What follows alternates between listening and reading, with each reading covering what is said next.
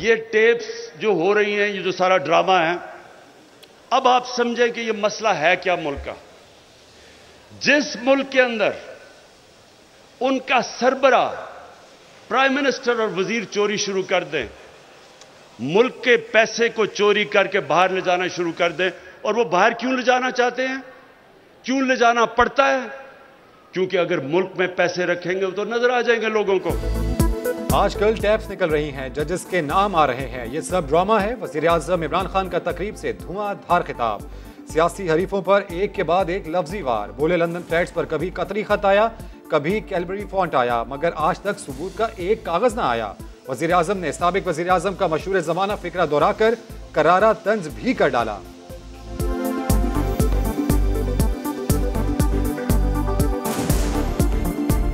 पहले क्यों निकाला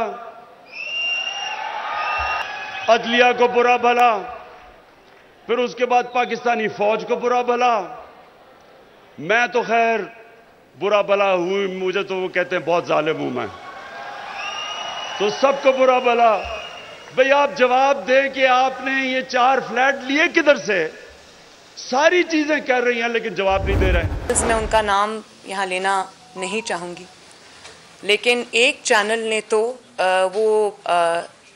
उनका काम सहाफ़त है, लेकिन अचानक उन्होंने एक अपनी जिम्मेदारी एक ले ली कि वो फोरेंसिक ऑडिट भी उन्होंने शुरू कर दिया। सबसे पहले तो मैं उस चैनल का शुक्रिया अदा करना चाहती हूँ कि उन्होंने ये साबित कर दिया कि ऑडियो में जो आवाज़ है वो साकिब निसार साहब की है।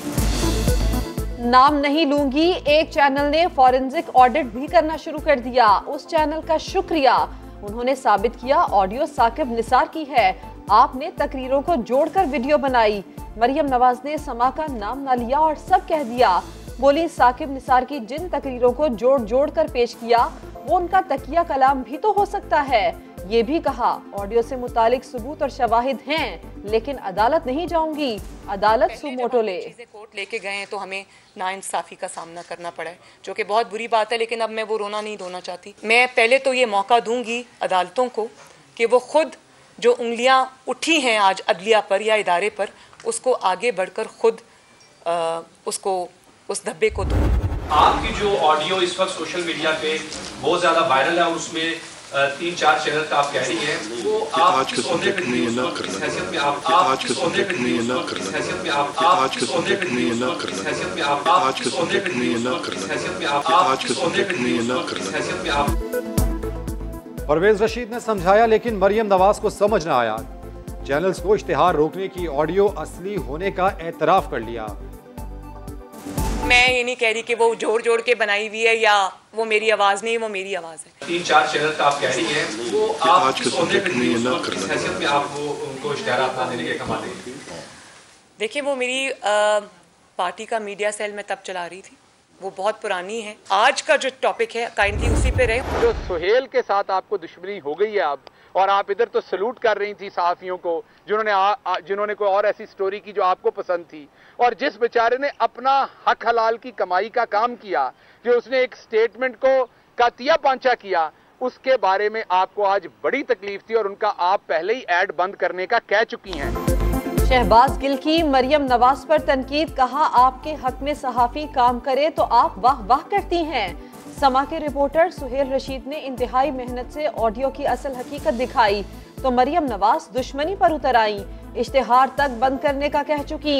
मरियम नवाज माफी मांगे, किस हैसियत में इश्तिहार बंद करने का कहा। जमाने की बात है जिस जमाने में बिल्कुल धरना फेल हो चुका था और 30-50 लोग बैठे होते थे और 4 बजे से लेके रात को 12:50 तक एक उधम और धमाल मची होती थी कुछ मखसूस टेलीविजन स्टेशन पे कि पाकिस्तान में इनकलाब आ गया, तो गमो गुस्सा का इजहार तो किया गया और मेरे ख्याल में ये गालिबन जो क्लिप है उसी गमो गुस्सा का इजहार है। धरने के दौरान कुछ चैनल्स शोर मचा रहे थे कि पाकिस्तान में इनकलाब आ गया, बस उसी पर मरियम नवाज ने गमो गुस्से का इजहार किया था।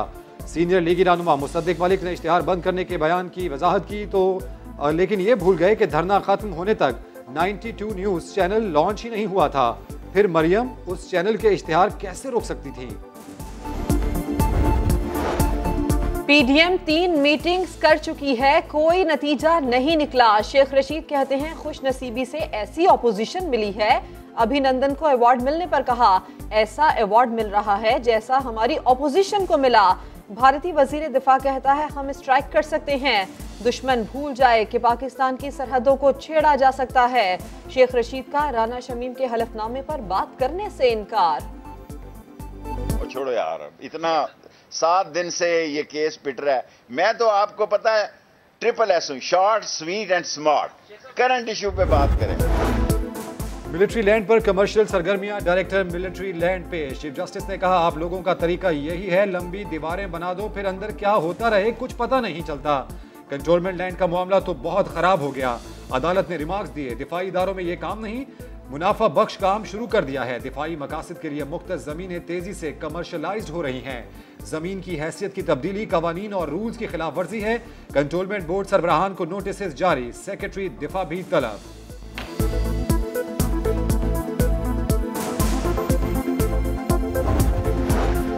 अभी जाएं कराची की सारी मशीनरी लगाएं और नस्ला टार को गिराएं। जस्टिस गुलजार अहमद का कमिश्नर कराची को हुक्म।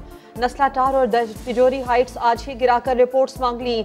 कमिश्नर कराची दौड़े दौड़े नस्ला टार पहुंचे, कहा सब मजदूर और मशीनरी लगा देंगे, जल्द अज जल्द इमारत गिराएंगे।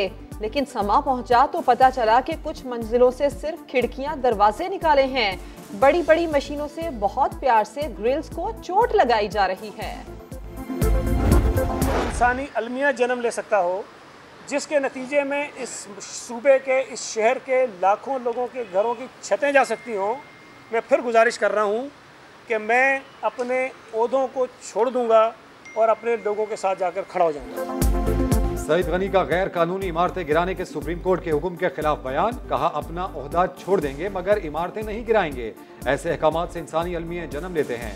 सुप्रीम कोर्ट में बहादुराबाद की 16 मंजिला इमारत अलबारी टावर का केस पहुंचा तो जस्टिस इजाजुल एहसन ने कहा सईद गनी कह रहे थे कि ओहदा छोड़ दूंगा, इमारतें नहीं गिराऊंगा। चीफ जस्टिस ने अटॉर्नी जनरल से पूछा कब छोड़ेंगे ओहदा।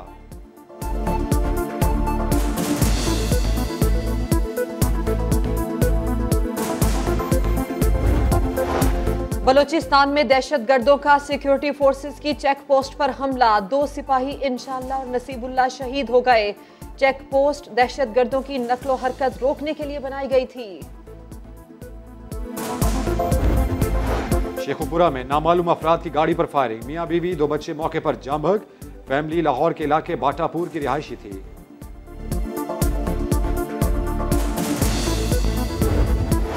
अमेरिका में इज्तिमाई लूटमार की मुतादिद वारदातें, लॉस एंजलिस में 18 नकाबपोश डाकुओं का सुपर स्टोर पर धावा, हजारों डॉलर्स ले उड़े, 3 अफराद गिरफ्तार। वीकेंड पर उन्हीं डाकुओं ने सैन फ्रांसिस्को के मुतादिद सुपर स्टोर्स को लूट लिया था।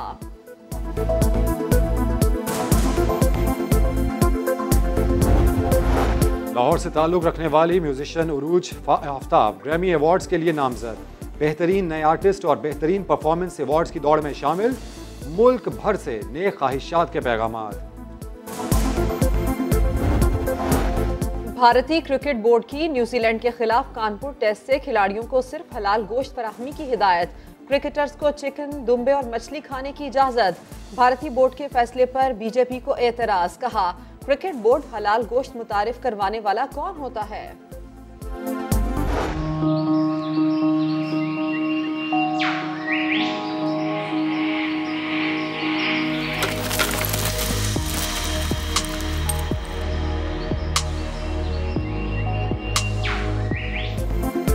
और दरियाए चित्राल के पार 600 से 3000 मीटर बुलंदी पर अजीमुशान सल्तनत।